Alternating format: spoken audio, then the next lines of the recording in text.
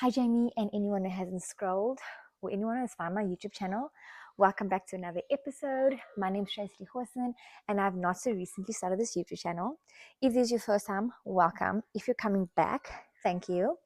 So I have started this with the intention of sharing parts of my life, my experiences, and I hope that it's something that resonates with you. I hope it brings you joy. I hope it fills your cup. Or I hope you just like being here.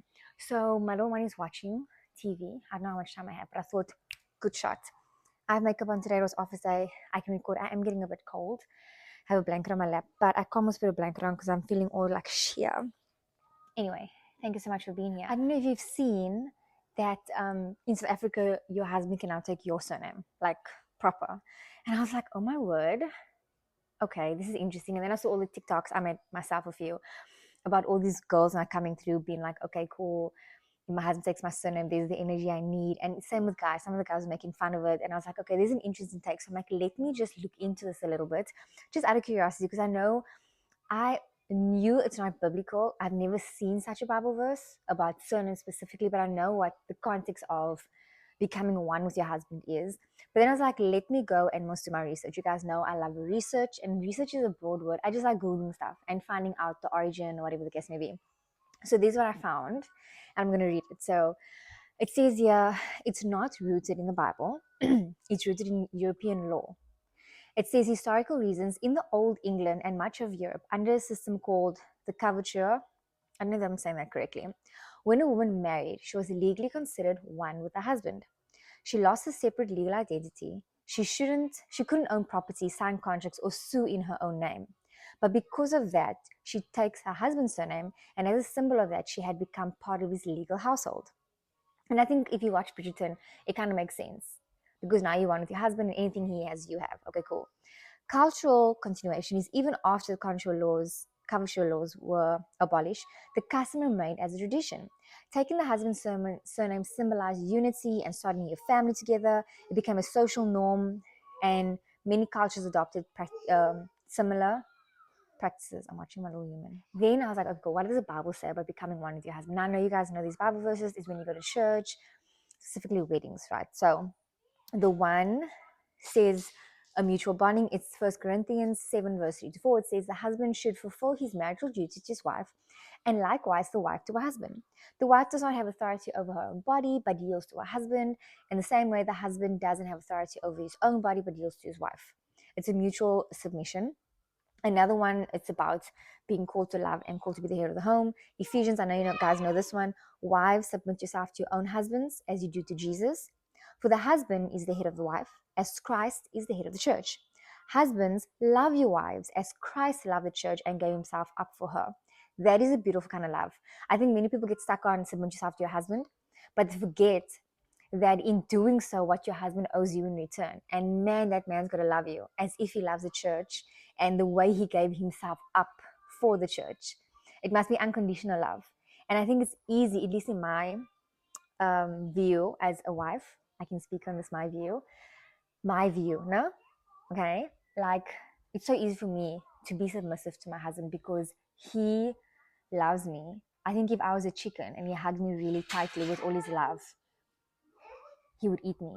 It's insane how much he loves me. Then in Genesis, it says, this is why a man leaves his father and mother and is united with his wife and becomes one flesh.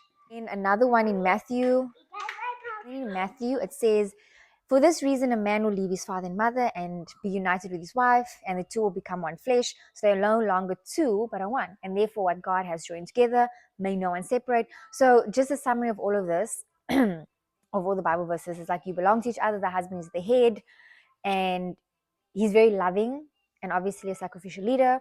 And the wife submits, but not in an inferior way. Not like I'm submitted to you and everything you do. It's more like it's a partnership built on love. Okay, so I'm obviously not gonna get into the biblical part of it because the point of this quick, conversation, not quick, but the point of this conversation, this topic was just the taking of the surname. Like, what is your hot take on having your husband have your surname specifically, not anything else, just the fact that now constitutionally, your wife can give you her surname. Okay, because I don't want to get into the biblical aspects of becoming one with your partner and all that, because it's not about that. Like, that was just my take on the different views, the European view of the surname thing, and obviously biblically the surname thing isn't there. It just speaks to what happens when you become married. And this is not a conversation about marriage. It's just a conversation about the surname. Although the only time you would have someone, a husband, take a surname is if he was going to get married. But okay, we're getting far off here. Okay.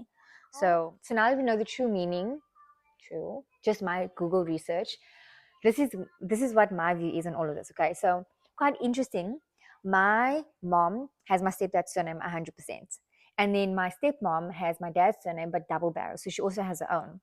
But growing up, there wasn't any different in our two homes. So my stepmom was very much submissive to my dad. He ran the house, he leads us, he makes the decisions, and the same with my mom. So that didn't impact the way our homes were navigated.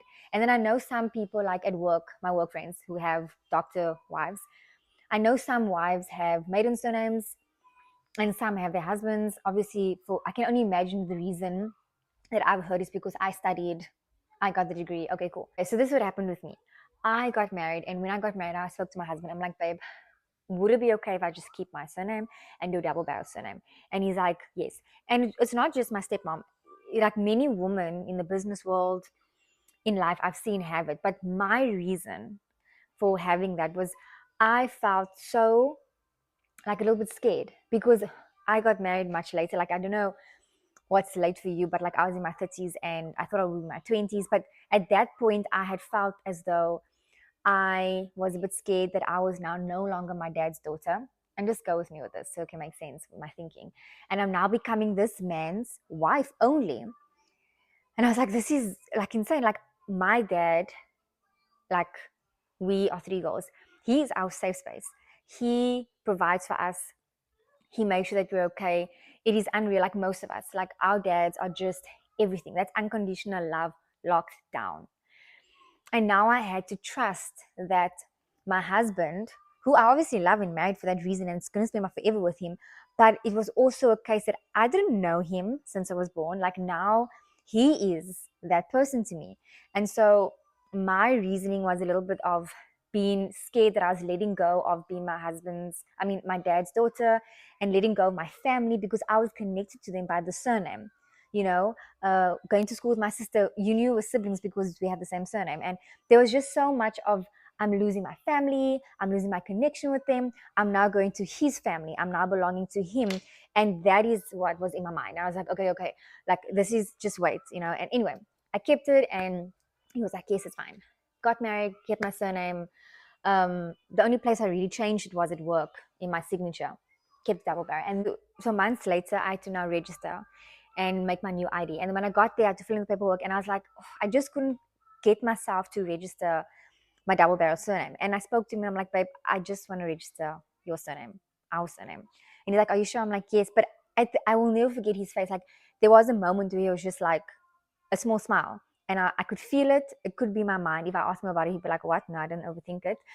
And I think having been married for the couple of months, I just realized, obviously being married and that feeling, and I was like, I wasn't losing being my dad's daughter. I wasn't losing a part of me. This is what I felt. I was, in fact, just letting go of a season in my life. I was, in fact, my dad's daughter. I belonged to him. He took care of me. And if anything happened to me, I would go to him because he was my provider. He was my keeper. But now my husband is. And I trust him and I love him. And that's why I married him. And so I just felt that what I thought was scary was just the fear of the unknown. And now I was like, I do belong to him. I do belong to his family.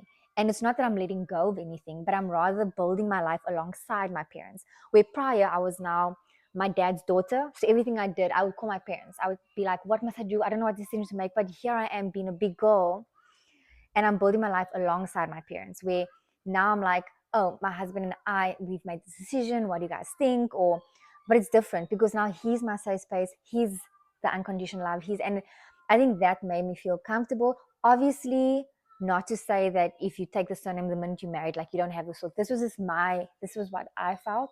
And I was so happy that my husband allowed me to be vulnerable and be honest, as opposed to just being like, no, what's up with you having your surname? Like, are you not ready for this? Whatever. He just allowed me to be vulnerable and honest. And he allowed that space, and then it just happened naturally. And I'm grateful for that, because I don't know how I would have felt if he was offended or he was hurt, would I felt forced. But I mean, I think I would have eventually come to the same conclusion, because yeah, I just would have. And then I was like, okay, I can be both. I can obviously be my dad, so it's not like I'm leaving him, but here I am. I'm starting a new life, and I am now, Mrs. Hosen, and I belong to him. And yeah, so I'm glad that I went through that, but I don't, yeah, that was just my journey. Whatever the journey is that you're on and how you discover that, again, when I thought about this whole surname thing, specifically you being able to give your husband their surname. So yeah, like I thought about it. I really can't tell you any reason I would give my husband my surname. And I think it's because maybe now more than my 20s, I'm much more traditionalist. So it's difficult to have a different view because I've only been exposed to that for much of it. But maybe someone else who grew up in a home that was different, for them it just makes sense. Like, yes, my husband can take my surname. So yeah, I think what's more important for me in a sense of marriage, because that's the reason why your husband will take your surname, because we're not just going around giving our boyfriends our surnames. I would be like, what is more important is the heart behind it. Like, what's the reason behind it? What's in your heart? What's the reason, or what's your marriage then built on? Or the covenant you guys are making, or the decisions you're making between yourselves? Like, what relationship or bond are you building, and partnership? And I think that's important. If it's like anything in life, if you're making decisions and there's not good intent, then it becomes questionable. But if it's based on, oh, I'm gonna give my man my surname because I could take his, then I don't know. But if it's really a good reason behind it, maybe it could be that his surname is pumpkin and yours is strawberry, and strawberry sounds better. I don't know. So yeah, hopefully I find someone with an opinion that has a view of that hasn't taken their surname. I'd love to. Maybe I should ask to go to the office because they're very progressive. But even if you're not progressive, you could still make this decision. Let me see if I find someone, and then I can just get their opinion and come back here. Because this is really just me explaining my journey on the surname and the interesting take of the constitution now changing that. I don't know the reason behind it. Maybe I should go do that research, like what brought it about. Was there like a petition or whatever? I'm not sure how that part works. But anyway, thank you so much for joining me. And if you like this, then do come back.